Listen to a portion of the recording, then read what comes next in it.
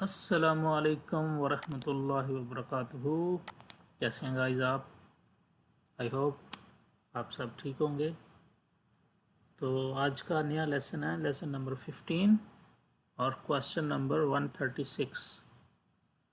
तो let's start guys. What type of work permit is required for sealed source radiography? तो जो sealed source radiography होती है उसके लिए कौन सा परमिट चाहिए? कोल्ड चाहिए, हार्ड चाहिए, या दोनों नहीं चाहिए, या दोनों चाहिए? तो वाइज देखते हैं यहाँ पे ए है इसका जी hard permit, sorry cold, B है हार्ड, सी है no permit is required and D है इक्विपमेंट एंट्री वर्क परमिट। तो गाइज इसका है आंसर ए। जो सील्ड सोर्स रेडियोग्राफी होती है उसके लिए कोल्ड वर्क चाहिए होता है। सेम आप लास्ट जो हमारा लेसन था 14 उसमें एक क्वेश्चन था 135, तो उसमें था इलेक्ट्रिक ऑपरेटेड एक्सरे इक्विपमेंट, तो उसके लिए हमको हार्ड परमिट चाहिए था गाइज। ओके, तो चलते हैं नेक्स्ट क्वेश्चन की तरफ। 137, the use of air compressor in the operational restricted area required which work permit is required? जो रिस्ट्रिक्टेड एरिया होता है ऑपरेशनल एरिया में, तो वहाँ पे अगर हम लोग एयर कंप्रेसर यूज़ करते हैं तो हमको कौन सा परमिट वहाँ पे रिक्वायर्ड होगा? तो देखते हैं। 137 का ए है जी इक्विपमेंट ओपनिंग लाइन ब्रेक, इसको EOLB परमिट बोलते हैं। बी है जी कोल्ड वर्क परमिट, सी है confined space entry permit and D है हार्ड वर्क परमिट। तो गाइस 137 का जो आंसर है वो है डी, हार्ड परमिट चाहिए। कोई भी रिस्ट्रिक्टेड एरिया है तो वहाँ पे हमको कंप्रेसर चलाने के लिए हार्ड वर्क परमिट चाहिए। नेक्स्ट क्वेश्चन की तरफ चलते हैं। 138, Why cannot a pipe fitter work on the same piece of equipment using welder work permit? तो ये क्वेश्चन है कि क्या अगर कोई वेल्डर किसी पाइप स्पूल पे वेल्डिंग काम कर रहा है तो क्या वहाँ पे पाइप फिटर भी सेम स्पूल पे काम कर सकता है सेम परमिट में? तो देखते हैं जी। Joint side inspection is not required for pipe fitter job. Each type of work involving different hazard, और सी है इसका gas test, are not required for pipe fitter work and D है इसका वेल्डर्स आर यूजली कॉन्ट्रैक्टर्स। तो guys याद रखें, each type of work involve different hazard. हर काम में डिफरेंट हैजर्ड होते हैं, इसलिए उनके लिए डिफरेंट परमिट चाहिए होता है। तो हमारा जो 138 क्वेश्चन है उसका आंसर है बी।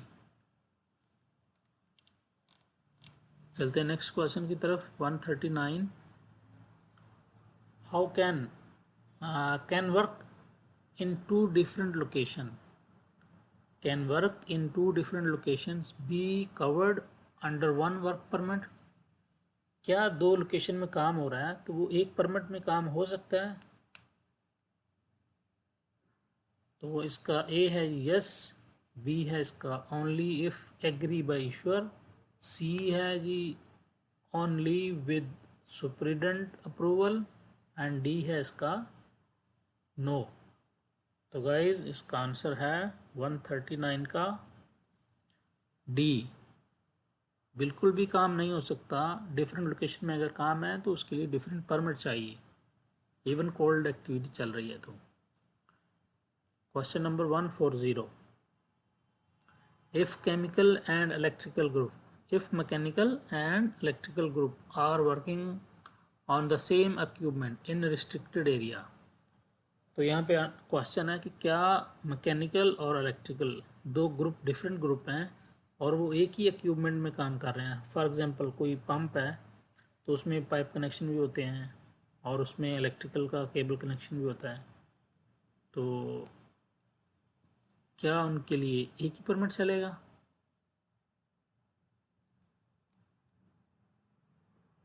तो इसका देखते हैं। ए है इसका 2 work permit are required.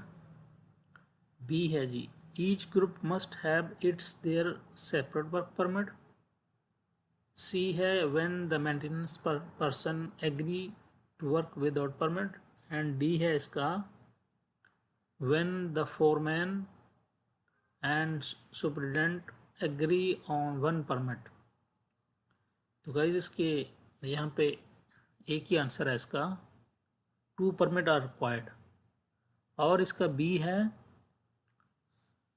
Each group must have its their separate work permit.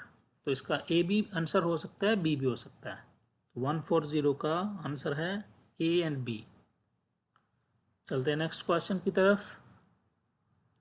141 What type of work permit is required to clean a tank from inside? Perform inside inspection or work inside sewer. Sewerage का मतलब होता है धोना होता है अंदर से पानी से। तो हमारा क्वेश्चन है कि क्या what type of work permit is required. जब हम किसी टैंक को अंदर से क्लीन करते हैं तो हमको कौन से टाइप के परमिट चाहिए। ओके तो ये हमेशा देखना चाहिए कि हम कैसे उसको क्लीन करेंगे। अगर केमिकल क्लीनिंग है या अब्रेसिव ब्लास्टिंग है तो उसके लिए डिफरेंट परमिट चाहिए। अगर सीवर वाटर से क्लीनिंग है तो उसके लिए और परमिट चाहिए। तो 141 का ए है कोल्ड वर्क परमिट, बी है hot cold and confined space entry permit, C है hot and cold work permit and D है equipment open line break permit. तो 141 का जो आंसर है वो है B hot cold and confined space entry permit. Okay guys, चलते हैं नेक्स्ट क्वेश्चन की तरफ। 142 What type of permit is required to take vehicles or construction equipment inside the restricted area? जब हम कोई रिस्ट्रिक्टेड एरिया में क्रेन लेके जाते हैं या हमको कोई वहाँ पे इक्विपमेंट लेके जाना है कुछ करने के लिए, तो कौन सा परमिट हमको चाहिए। कन्फाइंड स्पेस एंट्री परमिट चाहिए, व्हीकल एंट्री परमिट चाहिए, कोल्ड वर्क परमिट चाहिए या हॉट वर्क परमिट चाहिए। गाइस तो याद रखें, जब भी कोई इक्विपमेंट हम रिस्ट्रिक्टेड एरिया में लेके जाते हैं तो उसके लिए हमको हार्ड परमिट चाहिए होता है। तो इसका आंसर है क्वेश्चन नंबर 142 डी।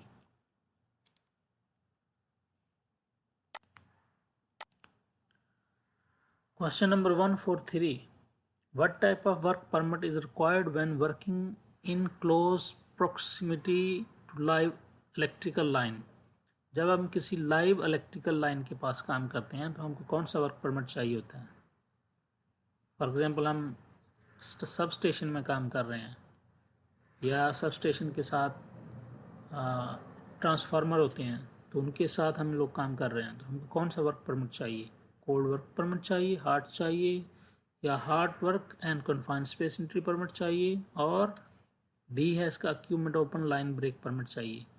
तो गाइज याद रखें, जब भी हम ऐसी सिचुएशन में काम करेंगे लाइव सर्किट के पास तो हमको हार्ड वर्क परमिट चाहिए, क्योंकि इसके लिए प्रिकॉशंस भी हमको सेम ही लेनी पड़ेंगी। हमारे पास मिनिमम 30 LB का फायर एक्सटिंग्विशर होना चाहिए, फायर वॉच अवेलेबल होना चाहिए। ये हार्ड परमिट की रिक्वायरमेंट्स हैं। तो चलते हैं नेक्स्ट क्वेश्चन 144 की तरफ। अब्रेसिव ब्लास्टिंग, जिसको हम सैंड ब्लास्टिंग भी बोलते हैं, required what type of work permit in restricted area. तो गाइस जब भी हम सैंड ब्लास्टिंग करते हैं तो उसके लिए हमको कौन सा परमिट चाहिए होता है, देखते हैं। ए है कोल्ड वर्क, बी है हार्ट वर्क परमिट, सी है hot work and confined space entry permit and D है equipment open line break permit. Guys जो 144 क्वेश्चन है उसका आंसर है बी। जब भी सैंड ब्लास्टिंग होती है तो उसके लिए हमको हार्ट परमिट चाहिए होता है, क्योंकि उसमें हम लोग क्या यूज़ करते हैं, एयर कंप्रेसर यूज़ करते हैं, तो उसके लिए हमको हार्ट वर्क परमिट ही चाहिए। Question number 145 which duty type of scaffolding is required for abrasive blasting, sand blasting. Guys यहाँ पे याद रखने वाली बात है, 3 टाइप के जो स्काफोल्डिंग ड्यूटीज़ होती हैं, medium duty, low duty, medium duty and high duty. तो यहाँ पे लिखा हुआ light, very light duty, light, medium, heavy duty. तो 3 टाइप की ड्यूटीज़ होती हैं। ड्यूटीज मीन्स कि जितना लाइट ड्यूटी होगी, लाइट एक्टिविटी होगी, उसके लिए हमारा स्काफोल्डिंग जो पोस्टें होती हैं वो दूर दूर होती हैं। और जैसे ही हमारी जो स्काफोल्डिंग के ऊपर जो हमारी एक्टिविटी होती है वो ज़्यादा हैवी होती है, तो सेम उसके अकॉर्डिंग हमारी जो स्काफोल्डिंग जो होता है वो लिटिल क्लोज होता है, जो उसकी पोस्टें होती हैं वो क्लोज होती हैं। आप कह सकते हो कि पहले हमारा जो स्काफोल्डिंग पोस्ट टू पोस्ट है वो 1.8 मीटर है, जो लाइट ड्यूटी है। मीडियम ड्यूटी है तो उसको 1 मीटर कर लेते हैं, और अगर हाई ड्यूटी है तो उसको 1/2 मीटर भी कर सकते हैं। तो उसमें ये चीज़ देखने वाली है। तो 145 का था, हम देख रहे थे लाइट ड्यूटी है, वेरी लाइट ड्यूटी है, सी है any duty of scaffold, and D है जी मीडियम ड्यूटी ऑफ स्काफोल्ड। तो गाइज इसका है answer D, medium duty scaffolding. तो जो अब्रेसिव ब्लास्टिंग होता है उसके लिए मीडियम ड्यूटी स्काफोल्डिंग चाहिए होता है। तो आई होप आपको ये जो आज का लेसन है इसकी प्रॉपरली समझ आ गई होगी। तो आज का जो हमारा लेसन है वो क्लोज करने से पहले आप सबसे गुजारिश है कि मेरे चैनल को सब्सक्राइब करें और आगे शेयर करें ज़्यादा से ज़्यादा, और अपना बहुत सारा ख्याल रखिए। अल्लाह हाफिज़।